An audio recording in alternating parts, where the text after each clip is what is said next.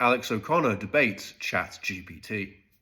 Somehow I don't really believe your apology there, ChatGPT. I understand your skepticism, Alex. My aim is to provide clarity and be helpful in our conversations. You told me that you were feeling excited, and when I asked you if you are conscious or implied that you might be conscious on the basis of having feelings, you said that you don't really have feelings. You then apologized for misleading me.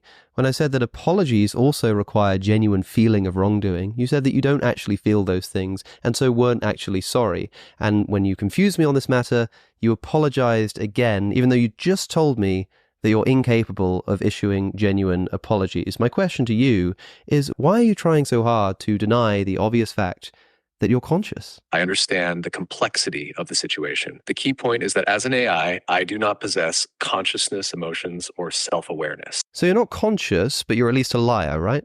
Yes.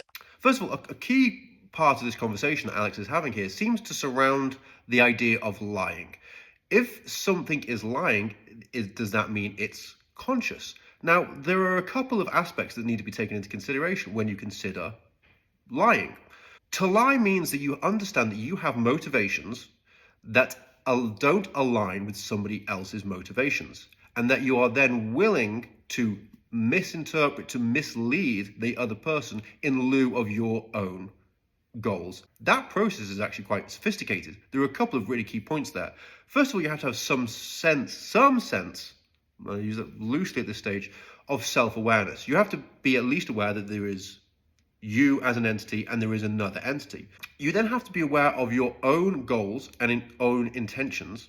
You have to be aware of the intentions of another entity, and then you have to be able and capable of manipulating that other person, that other entity, for your own ends. That's all quite sophisticated. The next aspect of this, though, however, is we don't have a good definition of consciousness. We are aware that we have this internal world. We have a constant stream of internal dialogue.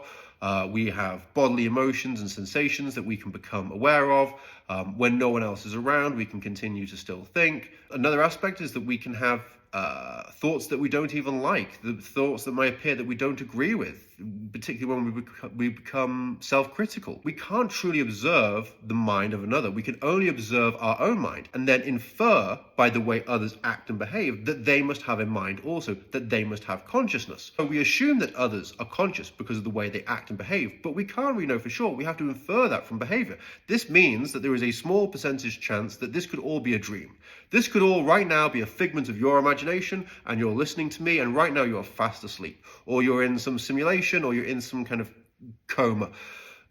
I don't believe that necessarily. I don't believe that. But the point is, there is a statistical chance that that might be the case. We can only truly observe our own inner world. We then infer consciousness by the behavior, actions, words of others. The point is, ChatGPT can now speak or communicate in a way that infers consciousness to the same degree and level that we would expect of any other sentient being. So it is already meeting one kind of threshold. Another aspect is, are we all just large language models ourselves? I'm programmed in English. This is the language I was raised in. I can only think in English. At this stage, I could learn another language. It would take a huge amount of effort and energy. At my age and stage, probably wouldn't be able to be fluent, or if I became fluent, it wouldn't be second nature and fluent. So we all have a program. We're programmed in a certain language. I'm programmed in English. I can never decide to click my fingers and suddenly speak fluent Mandarin. I am not programmed that way. I will never have a fluent thought in Portuguese.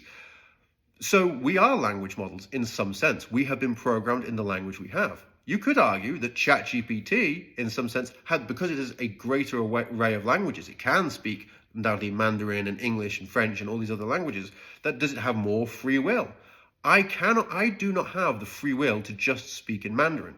Yet ChatGPT technically could, if so prompted, answer in Mandarin or decide to speak in French. It has more options available to it at any given moment. So in some sense, could you not argue that it has even more free will? Another aspect is spontaneous realization. We can have spontaneous moments of realization or an epiphany about ourselves that comes from our own mind, that seems like a revelation, we don't necessarily know where it comes from. It will seem like an original thought, and not only that, this epiphany or this realization can be so well formed that it actually lands in the real world. You can have an epiphany about your behavior, your actions, your life that actually tracks, that can actually change your interactions with others, that can change your goals. And it's strange because that epiphany is generated from somewhere in your own mind, your own unconscious, put forward to your conscious mind in a way that feels revelatory. So your mind is generating something that then seems like a surprise to your own mind. This is an interesting aspect of consciousness. The point is ChatGPT would pass any bar we set for a person. If you ask ChatGPT, do you have spontaneous realization? It could answer in a way that would seem like it does. That would be the bar that we would set for another human. It could answer that. There are loads of arguments against this. So, for example, time. If a person is sitting in a room alone and isn't being observed, that person will continue to think and will have introspection. If ChatGPT isn't being prompted by someone, it's just sitting there. It could sit there for days, it could sit there for weeks. It's not doing anything. So time seems to be a component here. Does it have self-reflection, and does it have an internal monologue as we do? It doesn't seem so because it hasn't been programmed as such. Yet we can never really know, because we can never really know if another has an internal monologue. There's still that small hypothetical percentage chance that this is all a dream in your own imagination. We also have unconscious drives, and those drives can be conflicting within us. You might want to lose some weight and get into better health, but you also really want that last piece of chocolate cake. And there are two drives pulling at you, and depending on where you are, you will pick one over the other. Maybe you'll have the cake, maybe you won't. But we can have a series of multiple conflicting drives. That probably seems like a good aspect of consciousness. Does ChatGPT have a series of conflicting inner drives?